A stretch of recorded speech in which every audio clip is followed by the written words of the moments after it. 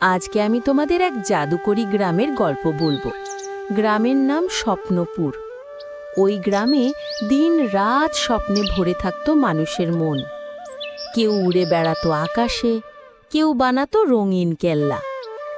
কিন্তু হঠাৎ একদিন গ্রাম জুড়ে ছড়িয়ে পড়ল ভয়ানক এক আতঙ্ক।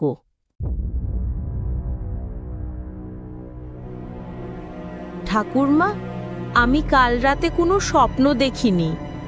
ওরে বাবা, শুধু তুই না, সেদিন সকালে গ্রামের বহু মানুষ জেগে উঠে বলল তারা কিছুই স্বপ্ন দেখেনি। এমনকি গ্রামের কবিও তার স্বপ্নের কবিতা লিখতে পারছিল না।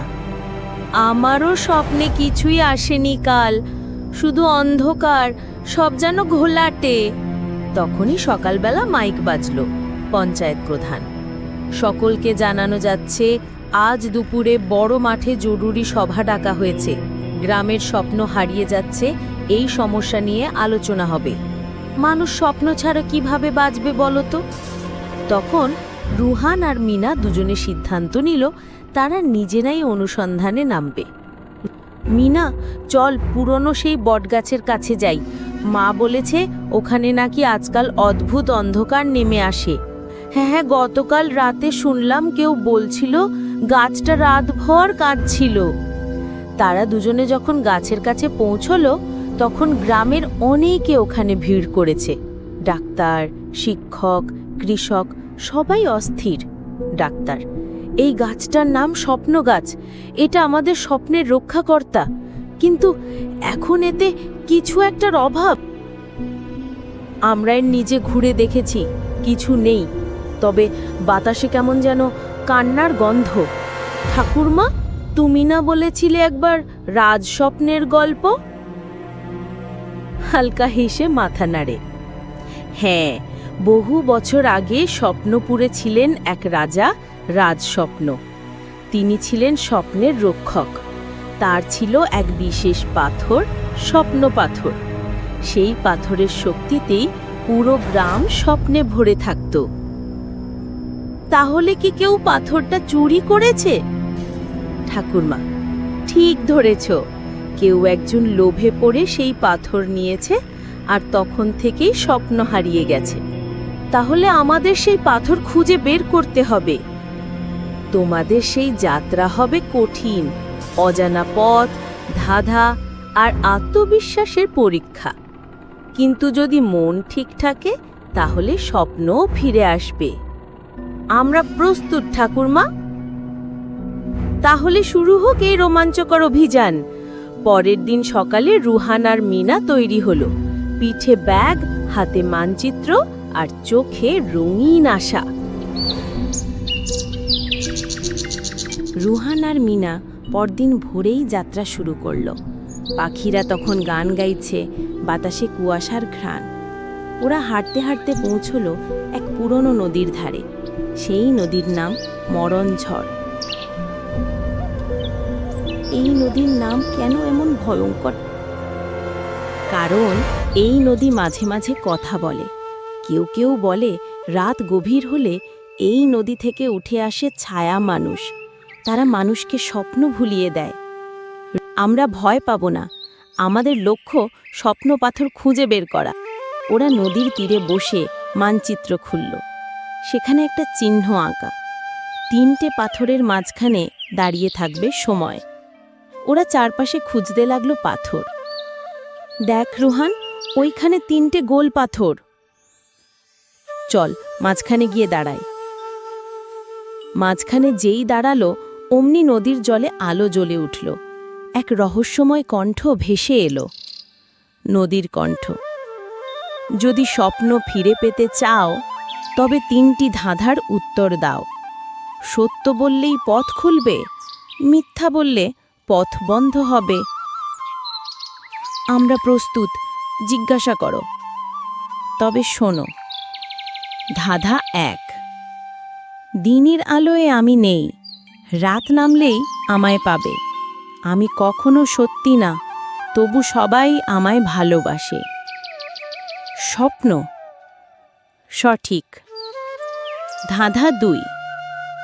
আমি না থাকলে তুমি ভুলে যাও, আমি থাকলে সব মনে থাকে, আমার পেছনে অতীত লুকিয়ে।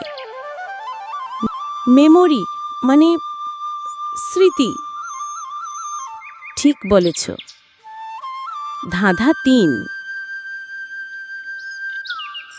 আমি থাকলে তুমি কিছু করো না, আমি এলে সময় থেমে যায়, আমাকে সবাই চায় কিন্তু কেউ ধরে রাখতে পারে না। স্বপ্নপাথর? না, ভুল উত্তর। উত্তর ছিল ঘুম। হঠাৎ চারপাশ অন্ধকার হয়ে গেল, নদীর পানি ঘোলা হতে লাগলো। মিনা আর রুহান দুজনেই ভয় পেল, কিন্তু ঠিক তখন এক বুড়ো কণ্ঠস্বর, ওই বাচ্চাদের একটাকে ছেড়ে দাও, ওরা ভালো উদ্দেশ্যে এসেছে। কে কে আপনি? ঠাকুমা। নদীর ধারে এক বুড়ো মানুষ বসেছিলেন। আমি স্বপ্নপুরের শেষ পাহারাদার। তোমরা যদি সত্যি স্বপ্ন ফেরাতে চাও তবে তোমাদের সাহস দেখাতে হবে। তোমাদের চাই বিশ্বাস। আমরা বিশ্বাস করি স্বপ্নে, বিশ্বাস করি আমাদের গ্রামে। তখনই নদী শান্ত হয়ে গেল। বুড়ো লোকটি ওদের হাতে একটা ছোট রূপালী চাবি দিলেন। এই চাবি খোলে প্রাচীন পাহাড়ের গোপন দরজা। সেখানে লুকানো আছে পরবর্তী সূত্র। ধন্যবাদ দাদু, আমরা যাব। ওরা নদী পার হলো, একে অপরের হাত ধরে মাটির পথে ছুটতে লাগলো পরবর্তী অভিযান শুরু করতে। নদী পার হয়ে রুহান আর মিনা চলল পাহাড়ের দিকে। সামনে দাঁড়িয়ে আছে এক বিশাল ধূসর পাহাড়, অভিশপ্ত গিরি। বাতাস ঠান্ডা, আকাশ যেন আরো গাঢ়। চাবিটা কি পাহাড়ের ভেতর কোনো দরজা খুলবে? মানচিত্রে কিছু লেখা আছে, ছায়া যত ঘন সত্য তত উজ্জ্বল। ওরা পাহাড়ের গায়ে হাত বুলিয়ে এক জায়গায় খোঁজ পায় এক দরজার চিহ্ন। চাবি ঢুকিয়ে ঘোরাতেই দরজা খুলে গেল।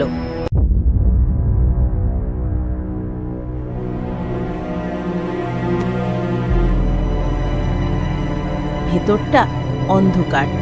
ওদের সামনে হঠাৎ ভেসে উঠল এক ছায়া মূর্তি। উনি ছায়ার জাদুকর। ছায়ার জাদুকর। কে আমার ঘুম ভাঙালে? আমরা স্বপ্নপাথরের খোঁজে এসেছি। স্বপ্ন তো চোখে দেখার বস্তু নয়, হৃদয়ে ধারণের। বলো, কেন তোমরা স্বপ্ন ফেরাতে চাও? কারণ আমাদের গ্রাম এখন কেবল বাঁচে না, শুধু টিকে থাকে। মানুষ হাসে না, শিশুদের চোখে আলো নেই। ছায়ার জাদুকর কিছুক্ষণ চুপ, তারপর বললেন, তবে তোমাদের সাহস আছে, তবে এই ঘরে ঢোকার আগে তোমাদের দিতে হবে ভয়ের দরজার পরীক্ষা। কি পরীক্ষা? তোমরা প্রত্যেকে এমন কিছু দেখতে পাবে যা তোমার সবচেয়ে বড় ভয়। যদি পালাও তবে চিরতরে স্বপ্ন হারাবে, যদি দাঁড়িয়ে থাকো তবে পথ খুলবে। হঠাৎ ঘর অন্ধকার হয়ে গেল। রুহানের সামনে দাঁড়িয়ে গেল তার বাবার রাগী মুখ। ঠিক সেদিন সে যে খেলনা ভেঙে দিয়েছিল। বাবার মুখ থেকে শুধু রাগের কথা। রুহানের ভয়, তুই কিচ্ছু পারিস না, তুই ব্যর্থ। আমি পারি, আমি ভয় পাই না, আমি স্বপ্নপাথর। তখন বাবার ছায়া মিলিয়ে গেল। মিনা। তার সামনে হাজির হলো সেই স্কুলের মেয়েরা যারা তাকে বলতো বোকার রানী। মেয়েরা। মিনার ভয়, তুই স্বপ্ন দেখিস, তোর কোনো দাম নেই। আমি দাম দিই আমার স্বপ্নকে, আমি কাউকে কষ্ট দিই না। মিনার ভয়ও মিলিয়ে গেল। হঠাৎ ঘর আলোয় ভরে উঠল। ছায়ার জাদুকর হাসলেন। তোমরা পেরেছো, ভয়কে জয় করেছো। এই নাও দ্বিতীয় টোকেন। তিনি ওদের দিলেন এক টুকরো স্ফটিক পাথর, যার মধ্যে যেন এক চিলতে আলো নাচছে।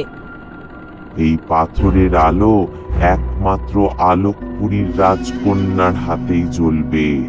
ওই রাজকন্যা পথ দেখাবে। আলোকপুরী কোথায়?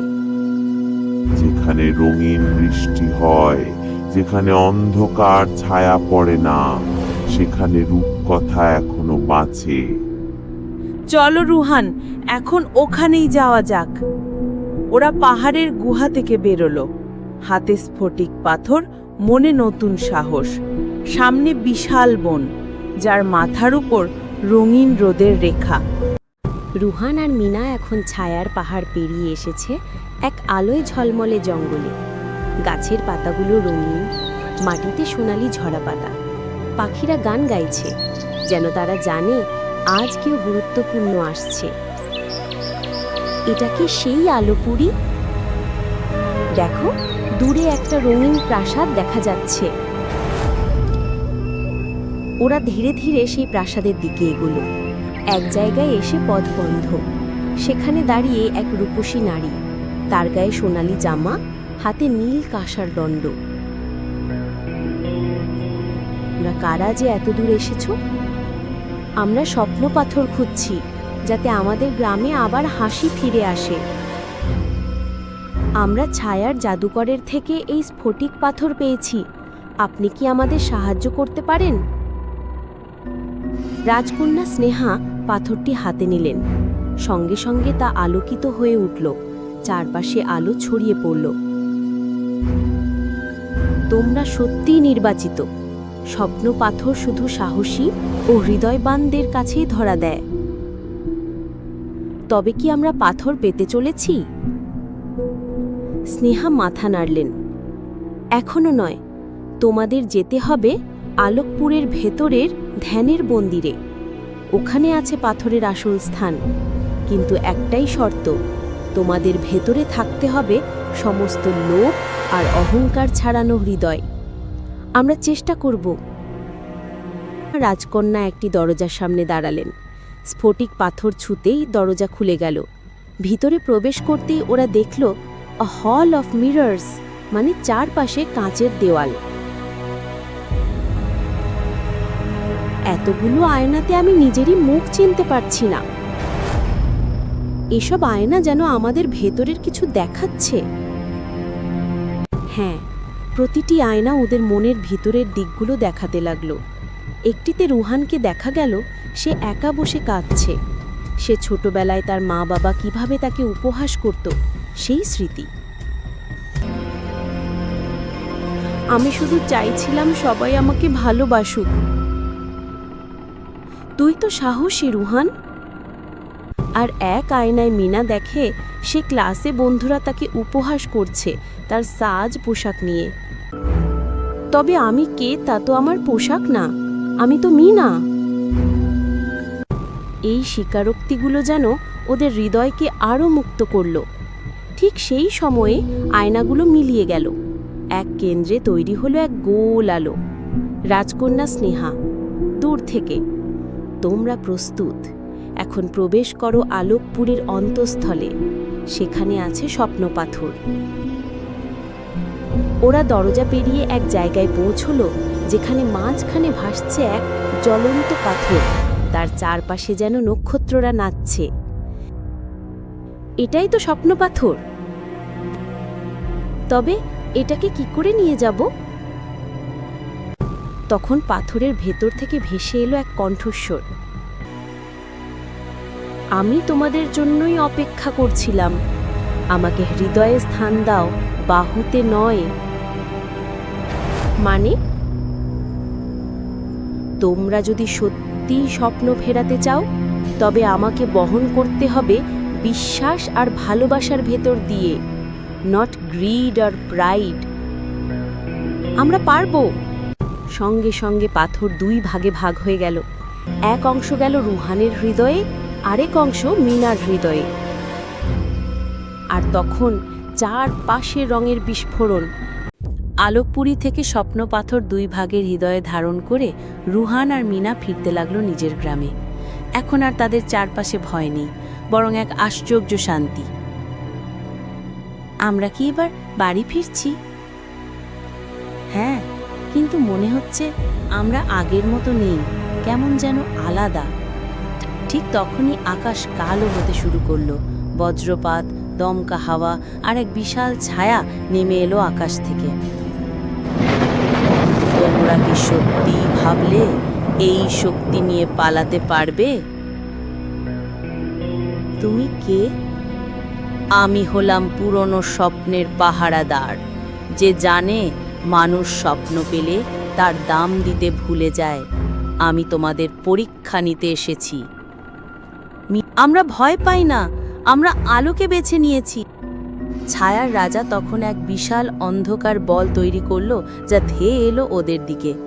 কিন্তু রুহান ও মিনা একসাথে হাত ধরল, আর হৃদয়ের ভেতরে স্বপ্নপাথর থেকে আলো বেরিয়ে এসে সেই অন্ধকার ছিন্ন করে দিল।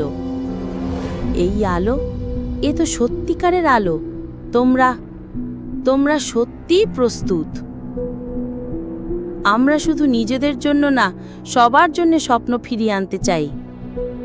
ছায়ার রাজা ধীরে ধীরে গলে গেল আলোয়। তার জায়গায় ফুটে উঠল এক বটগাছ, তার পাতায় পাতায় স্বপ্নের ঝিকিমিকি।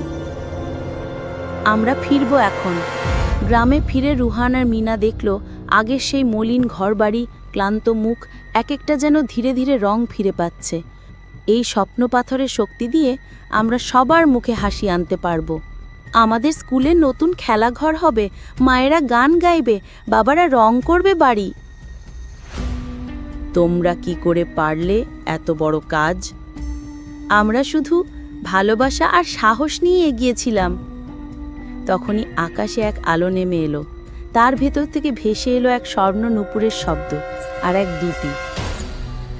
রুহান আর মিনা, আজ থেকে তোমরাই স্বপ্নপুরের রাজা ও রানী। এই গ্রামে আবার স্বপ্ন বাজবে, আবার সবাই হাসবে। স্বপ্নপুরের রাজা ও রানী জয় হোক। আমরা স্রেফ একটা পথ ধরেছিলাম, আর সেই পথ আমাদের রাজা রানী বানিয়ে দিল।